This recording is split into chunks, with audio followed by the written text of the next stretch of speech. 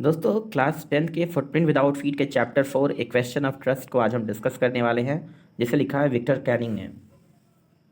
ये कहानी एक ऐसे कैरेक्टर के बारे में है जिनका नाम हॉरेस डैनबी है। ये लगभग 50 ईयर्स ओल्ड हैं, अनमैरिड पर्सन हैं और अकेले रहते हैं हाउसकीपर के साथ। जनरली ये फिजिकली बिल्कुल हेल्दी होते हैं, बट समर सीजन में इन्हें हे फीवर आता है। अब हे फीवर क्या होता है?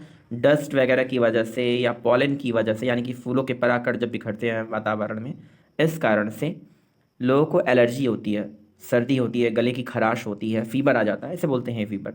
तो सिवाय हे फीवर के पूरी तरह ये फिजिकली फिट थे और बाई प्रोफेशन ये ताले चाबियाँ बनाते थे और इस बिज़नेस में इतने सफल थे कि इन्हें 2 असिस्टेंट्स की भी ज़रूरत पड़ती थी, 2 हेल्पर्स की भी ज़रूरत पड़ती थी। तो अपनी दुकान पर इन्होंने 2 हेल्पर्स भी रख रखे थे और पूरा एरिया हॉरेस डैनबी को एक गुड और रिस्पेक्टेबल पर्सन मानता था। बट लेकिन वो कंप्लीटली ऑनेस्ट पर्सन नहीं थे। अब ऐसा क्यों कहते हैं राइटर, चलिए समझते हैं। एक्चुअली में 15 सालों पहले हॉरेस को कोर्ट ने प्रिजन की सज़ा सुनाई थी और उन्हें लाइब्रेरी में, प्रिजन की लाइब्रेरी में सर्व करना था। अब ऐसा क्यों हुआ? मूलतः बात ये थी दोस्तों कि उन्हें रेयर और एक्सपेंसिव बुक्स का बड़ा शौक था। जो किताबें किसी लाइब्रेरी में ना मिले, ऐसी किताबों का बड़ा शौक था, महंगी किताबों का बड़ा शौक था। और इन महंगी किताबों को खरीदने के लिए ये हर साल कोई एक सेफ को, सेफ का एक मतलब होता है तिजोरी, एक तिजोरी को तोड़ा करते थे, वहाँ चोरी किया करते थे। और हर साल ये पूरे अच्छे से प्लान कर कर के ये चोरी किया करते थे, जिसमें पकड़े नहीं जाते थे। और जब ये चोरी के पैसे इनके हाथों में आ जाते थे तो अपने एक एजेंट के थ्रू ये किताबें खरीदवाते थे ताकि इनका नाम इस पूरे केस में सामने ना आए। ऐसे ही एक ब्राइट जुलाई सनशाइन का दिन था, जब धूप चल रही थी, बिल्कुल गर्मी का मौसम था और इन्होंने पूरे अच्छे से साल भर की देखी के बाद एक घर चुना था शॉर्ट ओवर ग्रेंज में। और उसको 2 सप्ताह से लगातार स्टडी किए जा रहे थे कि यहाँ पे इलेक्ट्रिक वायरिंग कैसी है, रास्ते कौन कौन से हैं इस घर के, गार्डन पाथ कैसा है। ये सारी जानकारी इकट्ठा करने के बाद यहाँ कौन कौन रहता है, इन्होंने चोरी का प्लान किया और इन्हें मालूम चला कि इस ग्रेंज में जो बड़ा सा घर है, इसके फैमिली मेम्बर्स तो लंदन गए हुए हैं और 2 सर्वेंट्स जो यहाँ पर हैं वो लोग भी फिल्म देखने चले गए हैं।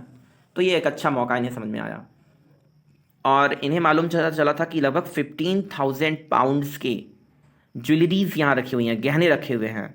तो इन्होंने सोचा कि अगर मैं इन ज्वेलरीज को इकट्ठा कर लेता हूँ और चोरी का माल बेचूंगा तो भी कम से कम 5,000 पाउंड्स तो आ जाएंगे और इतने में तो 1 साल आराम से गुजर जाएगा, अच्छी अच्छी किताबों को खरीदने का मौका मिलेगा। और इनके दिमाग में 3 इंटरेस्टिंग बुक्स भी आ रही थी जो कि इस ऑटम में आने वाली थी। तो जो पैसे से ये चोरी से पाते उससे ये बुक्स खरीद सकते थे, इनके दिमाग में ये सब कुछ चल रहा था। तो इन्होंने देखा कि हाउसकीपर जो था उसने किचन के डोर पे चाबी लगा रखी थी, इनके पास ग्लव्स थे, इन्होंने ग्लव्स पहन लिए और डोर खोला।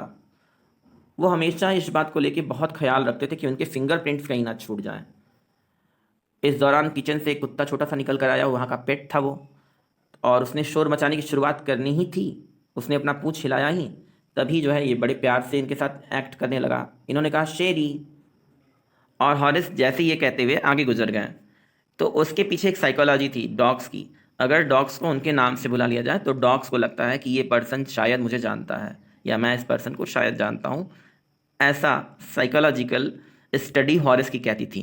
तो हॉरिस ने इस तरह से इस डॉग को कंट्रोल कर लिया। सेफ जो था वो ड्राइंग रूम में एक पुअर सी पेंटिंग थी, एक बड़ी बकवास सी पेंटिंग टंगी हुई थी, उसके पीछे तिजोरी थी। और ये सारी की सारी बातें बिल्कुल नक्शे में लिखी हुई थी। अक्सर ये सोचा करते थे कि ये जो चोरी के पैसे हैं इससे क्या खरीदूं, पेंटिंग मैं भी खरीद लिया करूं या किताबें खरीदा करूं। लेकिन हॉरेस को लगता था भाई पेंटिंग्स बहुत ज़्यादा जगह लेती हैं, इससे अच्छा तो अच्छी अच्छी किताबें खरीद लेना है। तो इन्हें किताबों को खरीदने का बड़ा शौक था। खैर से हॉरेस ने कुछ घंटे लिए, इनके पास 4 घंटे का समय था। 4 घंटे में फिल्म खत्म होती, वो सर्वेंट्स रिटर्न होकर आते और तब तक इस सेफ को खोलना था, जो कि बहुत मुश्किल नहीं था। पूरी ज़िंदगी तो हॉरेस ने ताले और चाबियों के बीच बिताई थी, तो इन्हें ताले तोड़ने में कौन सी मुश्किल आनी थी। हाँ, एक बर्गलर अलार्म लगा हुआ था। बर्गलर का मतलब होता है सेंधमारी करने वाला चोर। तो चोरी होती तो अलार्म बजता, पर ये अलार्म भी बहुत बेकार सा था। इन्होंने हॉल में जाने के दौरान उसके वायर को कट कर दिया था, तो अब ये अलार्म भी नहीं बजता। साथ ही साथ एक नक्शा जब इन्होंने देखा, घर का, पूरे घर का नक्शा एक रखा हुआ था सामने, तो उन्होंने सोचा कितने बेवकूफ़ होते हैं यहाँ अमीर लोग, अपने पूरे घर का नक्शा दे दिया जिसमें ये तक मेंशन किया गया है कि जो तिजोरी है वो बिल्कुल पेंटिंग के पीछे छिपी हुई है। तो पूरा का पूरा प्लान क्लियर था। लेकिन तभी जो है हॉरेस ने देखा कि टेबल पे फ्लावर्स रखे हुए हैं जो उसके काम में बाधा पहुंचा रहे हैं और उसको छींक आ गई। आपको पता है ना, वो हे फीवर को सफ़र करता था, तो फूलों की गंध से उसको छींक आ गई। तभी इस दौरान उसने एक पीछे से आवाज़ सुनाई पड़ी, अरे आपको सर्दी हुई है या हे फीवर की वजह से परेशान हो? छींकने के दौरान जो है हॉरिस ने कहा, असल में मुझे हे फीवर की प्रॉब्लम है, और फिर छींका। लेकिन अचानक से उन्होंने ध्यान दिया, वो आवाज़ कह रही थी, अरे कोई बात नहीं है, हे फीवर में थोड़ा सा आप अगर ये पहचान लो ना कौन से प्लांट से आपको एलर्जी है, तो आप दूर रह सकते हो, और साथ में कुछ डॉक्टर से मिल लो, वो तुम्हें बता भी देंगे, कुछ दवाएं वगैरह देंगे, ठीक हो जाओगे। तुम्हारी आवाज़ मैंने सुनी, मैं ऊपर थी तो तुम्हारी आवाज़ सुनी, तो मैं सोची नीचे चल चलूँ।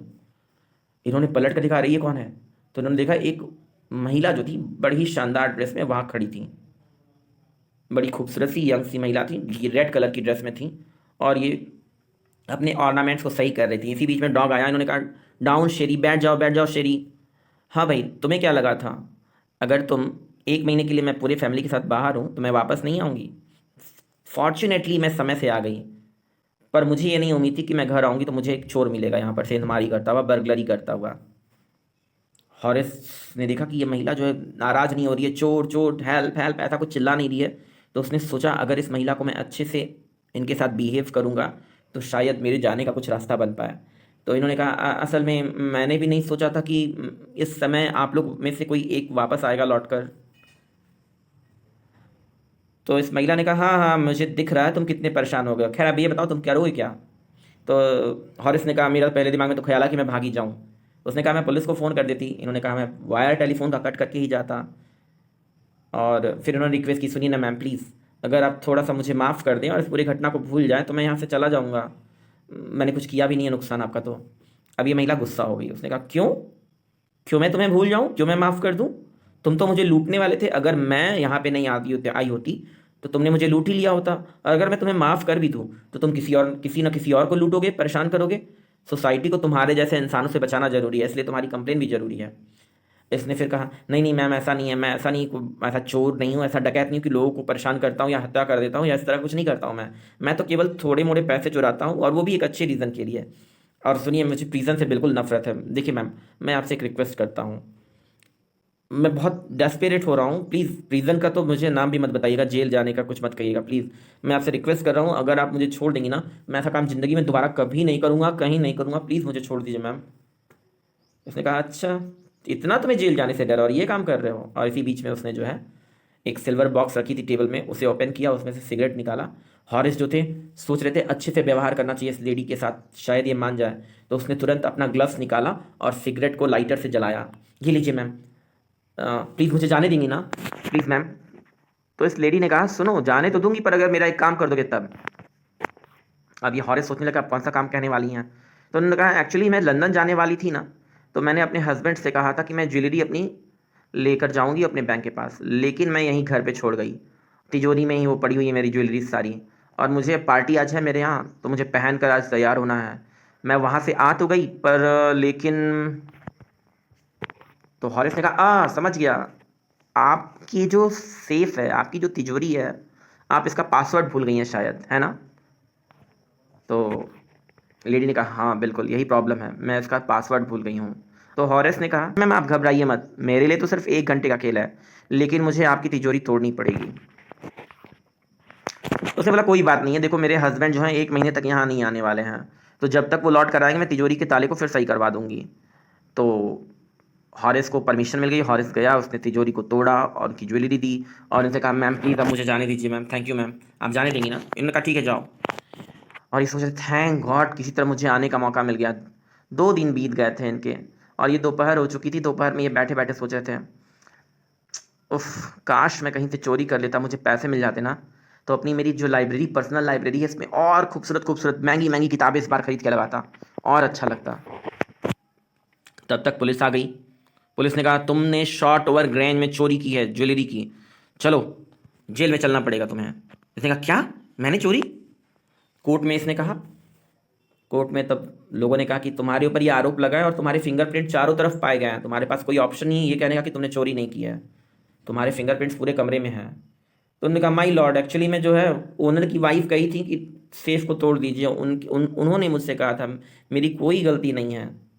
तब तक वहाँ कोर्ट में एक जो लेडी थी, उन्होंने कहा, क्या बकवास कर रहे हो, मैं तो तुम्हें जानती तक नहीं हूँ, तुमने ऐसी बात करने की जरूरत कैसे कर ली, और मेरा सेफ मैंने तुमसे तोड़ने के लिए कहा, मैं क्यों कहूँगी भला?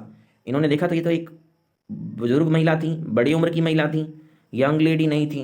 अरे ये क्या, इस बीच में जज साहब ने कहा देखो भाई, तुम्हें जो है सारे सबूत तुम्हारे खिलाफ हैं, तुम्हें जेल जाना पड़ेगा, और वहाँ पर जेल में लाइब्रेरी है, वहीं पर तुम्हें काम करना पड़ेगा। तो इन्हें जेल भेज दिया गया, बेचारे जेल चले गए, और ये सोचते रहे वो यंग लेडी कौन थी, और सोचते सोचते के दिमाग में आया अच्छा, तो वो भी एक चोरनी थी और उसने मुझे बेवकूफ़ बनाया, काश मैंने उस पर भरोसा नहीं किया होता। अब जब चोर लोग भी ये बात कहते थे ना जेल में बंद तमाम चोर डकैत की, चोरों में भी ईमान होता है, उनके अंदर भी कुछ उसूल होते हैं, कुछ सिद्धांत होते हैं, तो इन्हें बहुत गुस्सा आता था, कहते चुप रहो, बकवास बंद करो तुम लोग, मैंने देख लिया कितने चोरों के अंदर ईमान होती है ना।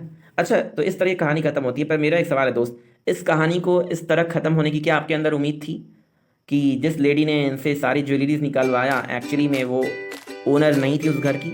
और अगर आपके दिमाग में ऐसा ख्याल कहीं आया था तो कहाँ आया था, मुझे ज़रूर बताइएगा। आज के लिए सिर्फ इतना ही। Thanks a lot for watching, take care and keep learning.